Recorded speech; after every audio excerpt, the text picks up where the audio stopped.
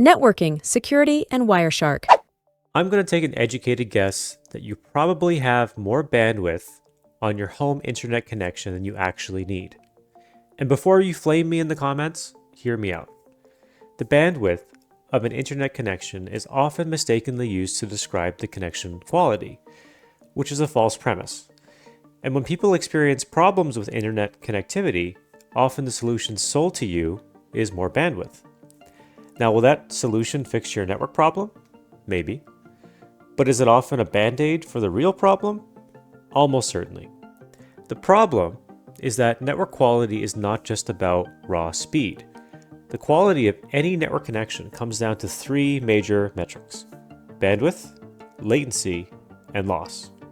Bandwidth, or more formally known as bitrate, is the amount of data that can be sent or received at any given time. Latency is the time it takes to get one packet of data to and from a destination, and loss is the percentage of those packets which are lost in transit. So if we want to describe a connection with high quality, it would have enough bandwidth for simultaneous application use, low and stable latency, and 0% loss, or as close to zero as you can. Speed, or bandwidth, can be sold, but latency and loss can't. They're a function of how well the ISP's network is built, which is exactly why ISPs oversell you on the bandwidth.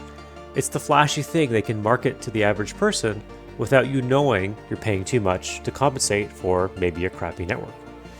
This is why you probably have more bandwidth than you actually need. So let's get into it. We're going to cover a little theory on network performance, describe why speed tests are useless, help you estimate how much bandwidth you need, and give you some tips on testing your ISP for quality. So let's start by explaining to you what an ISP actually does, or the service it actually offers you. Because a lot of people I've spoken to have it in their minds that when you have a connection from an ISP, so say you go out and purchase a gigabit fiber connection, that connection which comes into your house, and here's your ISP router, is a direct connection between you and this thing known as the internet, which is false. Because that kind of connection doesn't exist. In reality, what you have are these ISP networks. And the local connection they provide you is really just an on-ramp to their network. And then they connect upstream to the internet, which is really actually a bunch of other networks that they peer with to provide you with access to all the other networks that are upstream. So when we talk about internet speed, what we're talking about really is the speed or the bit rate that the ISP is providing you on this local leg to connect to their network, and then from there they connect to the internet on your behalf. And then your devices, as you would imagine, connect into that router. Or if you have some wireless devices, they may do the same thing, if this is your phone, okay?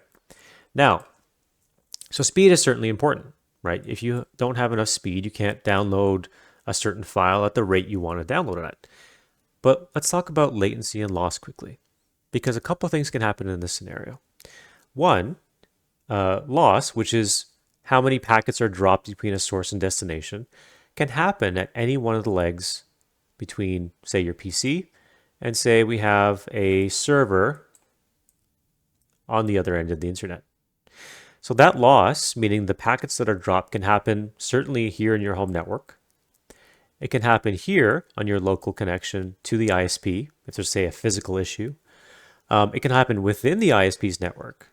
So say the ISP is not really good at maintaining their switches and the routers well enough, you could have loss caused by the ISP itself.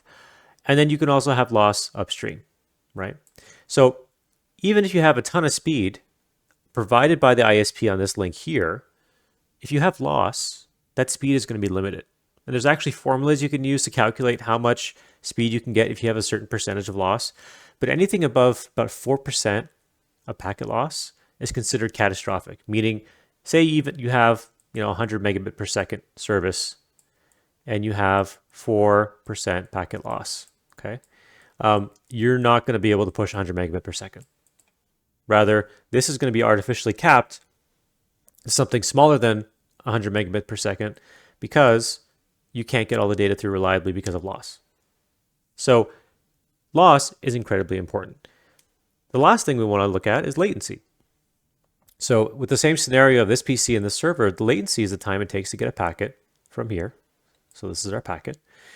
Through this network, our home network, through the ISP's network, through the public internet to the server, and back to our PC.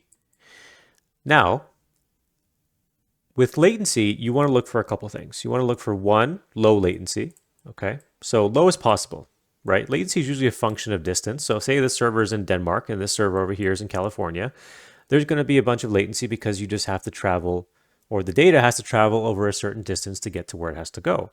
But you want that latency to be as low as possible for that distance. Okay, so if this server happens to be in, Anaheim, California, and this one happens to be in LA, and the latency is, 500 milliseconds, which is, for your reference, the latency to space and back to a satellite, that's not a good thing.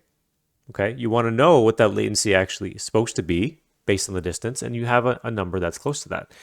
You also want it to be consistent, right? And this is incredibly important, especially for gaming.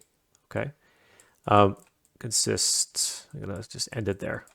Consistent, because if your latency is going up and down, so say at one moment it is 30 milliseconds, and another moment it spikes to 500 milliseconds, well, that really screws up any sort of real-time application that you're running. So real-time, meaning things like gaming, meaning things like voice, meaning things like video, are really affected by fluctuations in latency. And we call this jitter. Okay, when there's high jitter, it means that the latency is going up and down at a high rate. So when you have low jitter, it means latency is nice and consistent, which is what you want. So the quality overall of the service you're getting from your ISP is not just a function of this speed. Okay, it's a function of the speed. It's a function of how much loss is experienced going through their network, and how much latency you're experiencing that can be controlled, right? As I mentioned, there's latency you can't control because of distance, but there's latency you can control and the ISP can. All three of those things are really important to understand and go into the quality of your connection. And the last thing I'll mention about that is it's not just important what your speed, your latency, or your loss are at any given time. It's important what they are over time. And that's what we're going to look at next. So let's talk about time, because this is the one thing that traditional speed tests miss out on completely. So let's look at these two graphs. One of them is of throughput in megabits per second, and the other one is of packet loss and latency. Let's say packet loss is going to be in purple, and let's do that. And then latency, let's say we're going to do that in red. Okay. So what do I mean by overtime? Well, the service you're purchasing from the ISP is a service that is 24/7, right? You're not purchasing the service for a few hours a day. It's 24/7. So what you're expecting is all of those things: good throughput, low packet loss, low latency, or stable latency over the course of 24 hours a day, 7 days a week, not just once in a while. And the problem, though, is what a speed test is testing. One is only one metric, which is this. And two, it's testing it only in a very specific period of time. So you run a speed test, what happens, right? Your speed, your throughput runs up, and then it hits your max bit rate. This is whatever your ISP is providing you. And then you hit the top, and then when the speed test is done, you come back down, okay? And then just for reference, in case you didn't follow my other video, what'll happen when you actually hit the top is you start seeing a little bit of packet loss, and then that'll go away, because when you start hitting your maximum speed, some packets get dropped, and that's how speed test knows that you got to your maximum, okay? I'll put the link to that video in the description in case you're interested, how speedtest.com works. But you can see the problem with that is that you have this whole other chunk of time that you're not testing. And in that time, all sorts of things can be happening, right? So you could have, maybe you have huge sections where your bit rate is not maxed out. Maybe like they're only giving you that much, right? If you ever used cable modems and you like grew up with the first generation of cable modems, like 3-4 o'clock in the afternoon when all the kids came home from school, you're never going to get the maximum bit rate. Like it was always oversaturated. And there's a problem called oversaturation or oversubscription, which I'll show you after this. But that could happen. And how are you going to know if all you're doing is running the speed test? Or your ISP comes to your house and says, well, I ran a speed test and everything was good, right? You're only testing speed and you're only testing it for a very short period of time. You're not taking into account the rest of the hours in the day that data is being transferred in and out of your network. So that's one problem, okay? The other problem is that throughout the day, you could be having packet loss that's not related to capacity, right? So as I showed here, if you hit your maximum capacity, you're going to see packet loss. That's totally understandable. That's actually intended behavior of TCP and other network protocols, right? Because it's almost like a water pipe. You fill up the pipe. Once you get to the maximum, you're going to start not being able to fill the pipe. You're going to get some leaks, things like that. But there are networks where you start seeing loss randomly throughout the day, okay? And what that loss does is it negatively impacts your throughput. Okay. It also impacts real-time applications that might not be using a lot of throughput, like, again, gaming and VoIP and video. Okay. Especially if you're a gamer, like packet loss caused by your local ISP is a killer because it can destroy your game and make it super laggy. But this could be happening all the time. And this packet loss, this speed test is not going to catch it. So understanding that you need to have a reliable service 24/7 for loss is really important. And then the last part is latency, which is the same concept, right? Okay, so say latency is usually a function of like a source and destination. So I can't say like latency as a general topic to everywhere, but say I'm getting to Google, okay? I'm going to say GOG for now. Google. And the latency usually is like, say it's 20 milliseconds, okay? And a lot of your services that you're running at home go to Google. So say, for example, the latency to Google for most of the day is like, oh, nice, this is 20, okay, milliseconds. And say all of a sudden, at peak times, the latency goes like here, okay? And then say it goes like this, and then like this, like this, like this. And say, as it happens, that the favorite game you like to play hosts its servers on Google Cloud. And this latency is experienced during the peak hours of the day. You're going to feel that, right? And you're going to think, well, what's going on? Why am I actually having lag? Why are people complaining that I'm lagging in the game? But if you were to run a speed test, the speed test might show something like this again. Like, zoop, all looks fine. Because again, a speed test is not measuring this. It's measuring bitrate. So this is what I mean by over time. All three of these metrics are super important, and it's important that the network or the ISP that you're on provides you with the best possible quality on all these things. The bitrate that you subscribe to should be the bitrate you get all the time, not just during off hours. Even during peak hours, you should get the maximum bitrate you pay for. Number two, your latency should be as consistent as possible. Number three, packet loss, unless you're maxing out your connection, should be 0. There are no excuses for packet loss being above 0% unless you are maxing out your connection. Anything above that during times that you're not maxing out means it's a bad managed network and your ISP has problems. So even though all of those factors are important, you still have to choose a bandwidth from the ISP because that's how they sell their packages. Either you do 100 megabit per second, 200 megabit per second, 500, a gigabit, more than a gigabit these days. So what do you choose? Well, let's go through some examples of specifically how much throughput is used by certain applications, and then how do you actually judge how much you need? Because just like we talked about before, it's all a function of time. And what I mean by that is that if I'm using application A, say I'm doing some streaming of video and I use that much throughput, okay? So say that's like 20 megabit per second, okay? And say at the same time, someone wants to use, I don't know, let's say they're doing gaming. Let's say they're doing, they're playing StarCraft, okay? That might use something like 2 megabits per second. But because you're doing it at the same time as the video, that's going to look like this. You're going to have just a little bit of an increase on your total throughput to like that. Okay. So in total, your ISP, you'd be utilizing about 22 megabits per second at that time. Okay. So you have the 20 from the video plus the 2 from StarCraft. Now, that's only if you're doing the StarCraft and the video at the exact same time. Okay. So say you watch your videos at night and the same person, there's only one person in the house, then play StarCraft later in the day and it's used then. Maybe you're using more StarCraft, I don't know. You're using some additional mods and you're using, say, 5 megabit per second later, then it doesn't matter that you're using 20 at this point. Okay? So my point is you have to understand what application you're using and then what time of day you're using them. So it's different if you have one person in the house, right, versus say 4 people in the house. It's different if you have people at home at the same time, or you have people who are at work and home on different cycles. So say like you work day shift and your wife works night shift, or vice versa. Your kids are home during certain times all at once, or your kids are spread out through the day. That matters, right?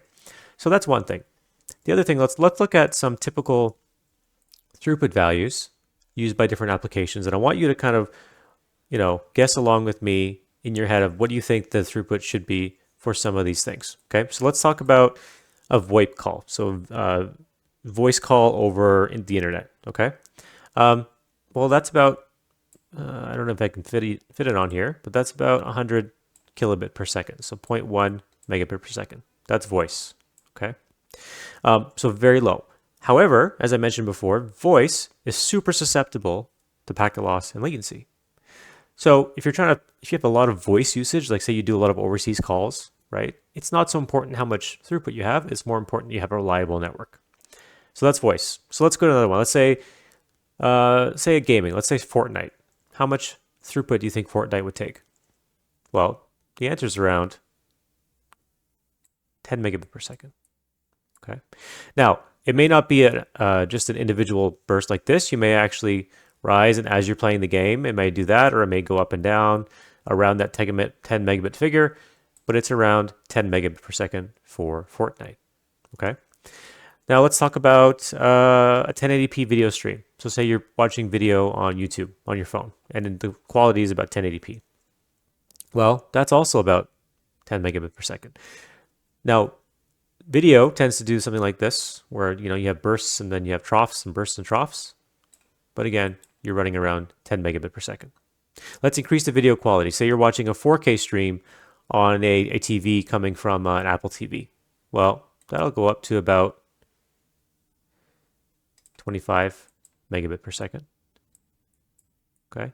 And then an 8K video stream can burst upwards and say, I know this went back in time. I know this is theoretically impossible, but just bear with me, to 100 megabit per second. Okay, and that's 8K. And this is 4K. Now, so you can get a sense of how much bandwidth you actually need by, again, the timing of when people are using applications and then what kind of applications are running. But you can see even an 8K video stream, right? The highest quality kind of available now for streaming is only about 100 megabit per second. Okay, which is a lot for some people. But if you have a gigabit connection, this is only 10% of that. So what's the other 10% going to, right? Let's just scratch the surface and say like your bandwidth profile throughout the day for the whole house looks something like this, right? It's just up and down, up and down. Maybe you spike, maybe you go down, right? And say this is a 1 gig connection. And the maximum you ever hit is maybe even say 500 megabit per second, right? My point is, what is all this other time here? What is all this other capacity that you're not using? Well, it's money that you've paid the vendor for, that you're not spending on actual connectivity for your family. If they give you a great deal on 1 gigabit per second, awesome. But if the 500 megabit per second package is a lot cheaper, then maybe that's all you need. So that's a little bit of that theory, but I'm going to show you a tool that actually helps you calculate that. So it's very easy to find these bandwidth tools online where they actually help you calculate how much bandwidth you require. And now this one is actually for business. And I do that for a purpose because a lot of the times you'll notice that businesses are actually very tight with how much bandwidth they purchase, because businesses obviously operate on a model where you need to make money. You need to control your costs. So a business will generally be a lot more careful in purchasing internet connectivity for their offices than a home user would. And there's a lot less marketing hype over it. So this site I found was useful, oneringnetworks.com. We'll post the link in the video notes. But it has this little tool here that allows you to select different users doing different things on the network. And what it'll do is actually down here, it'll recommend the service, and that's just wherever their service is. But it'll actually give you a quick calculation of how much data will be used for that service. Now remember from what we just talked about, is that this is how much data will be used at a given time. So if I was using this, if I were you, to estimate how much you would need, I would actually think to yourself, what's the peak time of day that all my family or the people in my house are using the internet? And then go through and start adding in the services and how many people would be doing it or how many devices more specifically. So say you got a couple people streaming music, you got 3 people on VoIP calls, you got 2 people using 4K streams at a given moment, someone doing video conferencing, and you've got a few people doing some uploads, all at the same time. In total, that would peak out at around 30 megabit per second. Okay. Now, this calculator may not be perfect for you, but you can see how easy it is for you to do some back of the napkin calculations and figure out at peak time how much you need. And peak time is really the time that you want to actually measure that bandwidth and know how much bandwidth you need. The rest of the time, your bandwidth is in a trough, meaning you're not going to be using up the service. So might as well get a service that matches your peak, and that way you're only paying for what you use. Now, finally, I'm going to show you a tool that you can deploy and to help you measure the other variables that I mentioned, specifically latency and loss inside your network. So we know now how to estimate how much bandwidth we need, but how do we actually measure the other 2 variables, the latency and the loss of our home ISP connection, to make sure that our ISP is actually providing us with quality service?